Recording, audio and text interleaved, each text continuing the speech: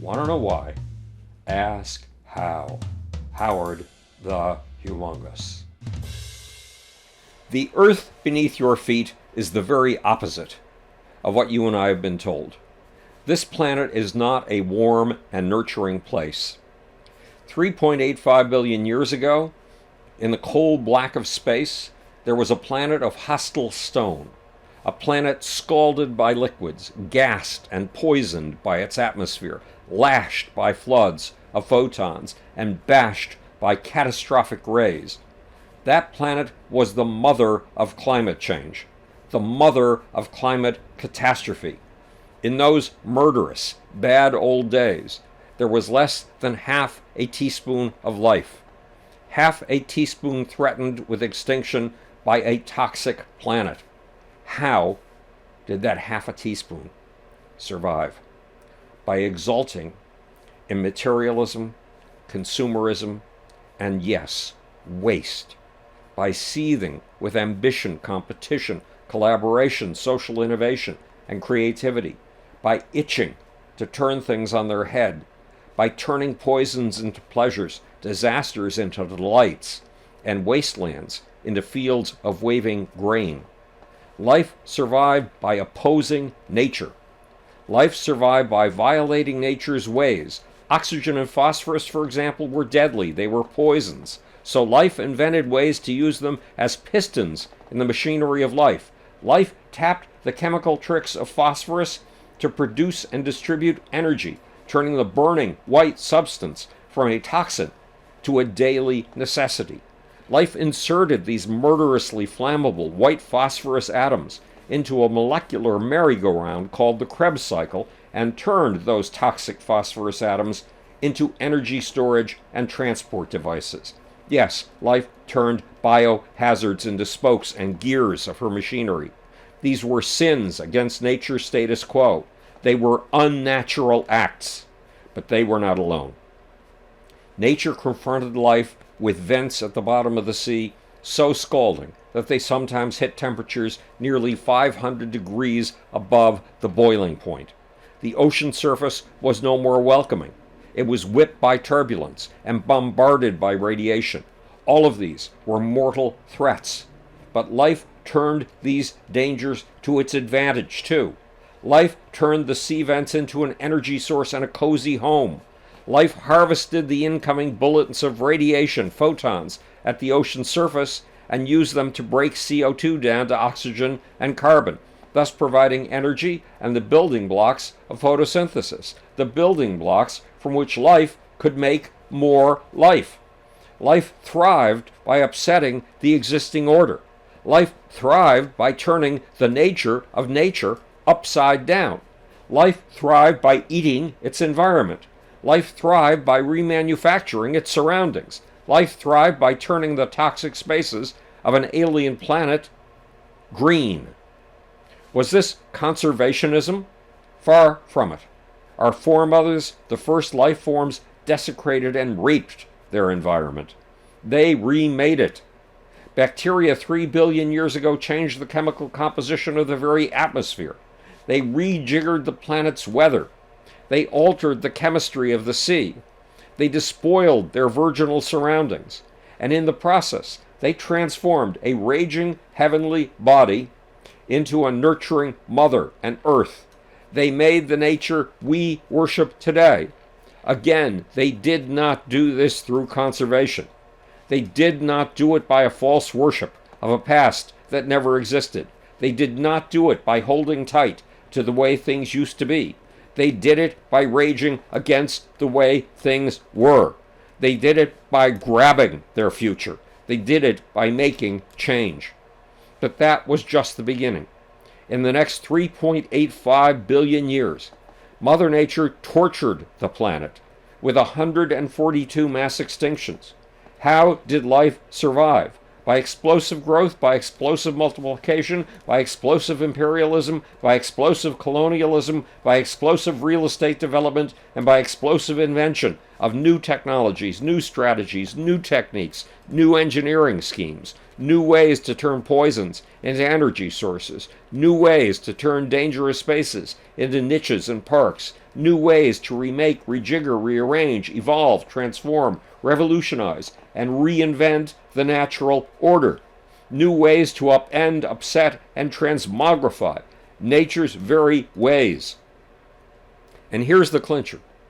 At the heart of consumerism is waste, garbage, and excess. At the heart of consumerism is the throwaway. But who really invented the habit of building material things at extravagant cost, then carelessly tossing them away? Nature. She did it when she invented death. She did it less than 1 billion years after the Big Bang when she tossed her most complex and expensive contrivances, stars, away. Yes, nature killed stars off, and she did it painfully, wastefully, flamboyantly. She did it by exploding stars in the gaudy and unbelievably huge explosions of supernovas. She did it by using her most intricate creations as luminescent garbage, fireworks displays.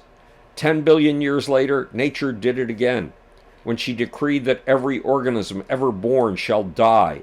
And nature went farther. She invented cruelty. She did it when she invented pain. But from mounds of trash, and from exaltation and consumerism, materialism, waste, and vain display, nature made amazements. How and why, and what do her strategies mean for you and me? What demands are hidden in the natural laws that eco-proponents fail to see? The case of the sexual cosmos will show you where our concepts of materialism, consumerism, waste, and vain display go wrong. The case of the sexual cosmos will show you why theories of limits to growth, shrinking resources, and anti-growth are big mistakes. It will show you how these concepts have produced massive benefits but have gone overboard and are now dumbing us down. It will show you how a sneaky collaboration between plants, animals, humanity, and technology has dramatically upped the GAS, the gross amount of self-awareness, the gross amount of living spirit on this planet. And the case of the sexual cosmos will show you how, without knowing it, we humans have carried out the mandate of the first teaspoon of life 3.85 billion years ago. The case of the sexual cosmos will show you how we have carried out nature's most basic mandate in the most surprising way imaginable, by turning nature on her head. What's more, the case of the sexual cosmos will show you how we've been misled about consumerism and materialism. We've been told that our civilization, Western civilization, is plundering the planet and producing a population explosion that will usher in apocalypse. We've been told that the agricultural revolution of 10,000 years ago, the industrial revolution of 1750, the rise of the West, and the West's offsprings, capitalism, consumerism, and materialism, are forms of rape. Yet the evidence indicates that consumerism, materialism, waste, vain display, and the Western system are not enemies of nature and mankind. They are the very opposite. Consumerism, materialism, waste, vain display, and the Western system have more than doubled the human lifespan in 150 years. Consumerism, materialism, waste, vain display, and the Western system have allowed the poorest paid Western worker to earn today what 7 workers earned in 1850. Consumerism, materialism, waste, vain display, and the Western system have upped the peace among humans since 1650 by a factor of 10. Yes, thanks to consumerism and materialism, your odds of dying a violent death at the hands of a fellow human being are nearly 1/10 what they would have been 350 years ago, and 1/10 what they would have been in one of those indigenous cultures. We are told live in peace with their neighbors and in harmony with the earth. Consumerism, materialism, waste, vain display, and the Western system have boosted the IQ of the average child to the level that would have measured marginal genius on an IQ test from 1916, which means that today's average dummy is 35 IQ points smarter than the average teenager a little over 100 years ago. And materialism, consumerism, waste, and vain display have increased the spread of trees on this planet in the 35 years from 1983 to 2018 by an area the size of Texas and Alaska combined. In other words, materialism, consumerism, waste, and vain display have increased the dominion of what we call nature. Yes, we've increased the dominion of nature. How the hell have we pulled this off? But that's just the beginning. Consumerism, materialism, waste, vain display, and the Western system have increased the amount of conscious life on this planet by a factor of 700 since the early agricultural revolution of 10,000 to 11,000 years ago. Consumerism, materialism, waste, vain display, and the Western system have expanded your senses and your transport powers in ways that would have taken biological evolution 500 million years to achieve. Consumerism, materialism, waste, vain display, and the Western system have created a privilege that scarcely existed before 1750. Personal freedom, a wide range of daily personal choices. Consumerism, materialism, waste, vain display, and the Western system have expanded something that's become cliche: freedom to access knowledge, freedom of information. Consumerism, materialism, waste, vain display, and the Western system have increased the amount of information on tap from 2.6 exabytes in 1986 to nearly 20 zettabytes in 2018. That's 8,000 times more information at your fingertips in less than 2 generations. Consumerism, materialism, waste, vain display, and the Western system have allowed a mere middle-class person to buy medicines and machines at the richest techno-lover of 1850, Prince Albert, husband of Queen Victoria, could not afford or even conjure in his wildest dreams.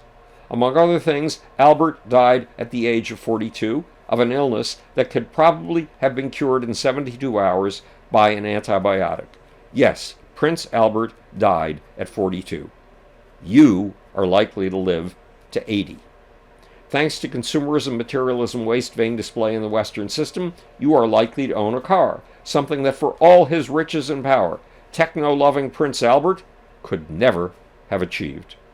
And to repeat, consumerism, materialism, waste, vain display, and the Western system have vastly expanded the activity of something else that's vital but hard to quantify: the human spirit.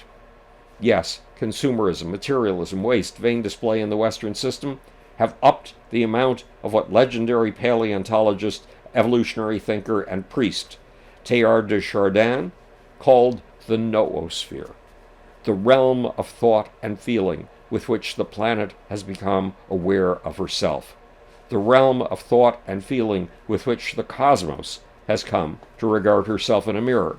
Yes, the realm of thought and feeling with which the very universe has come to know herself.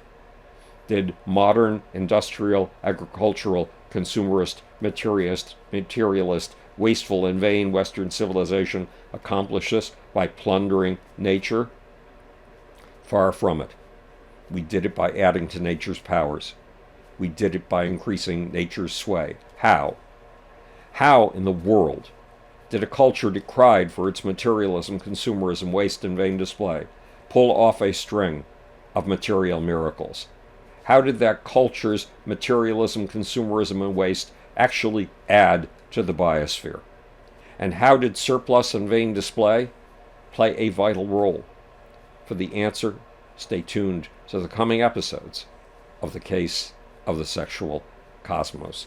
Everything you know about nature is wrong.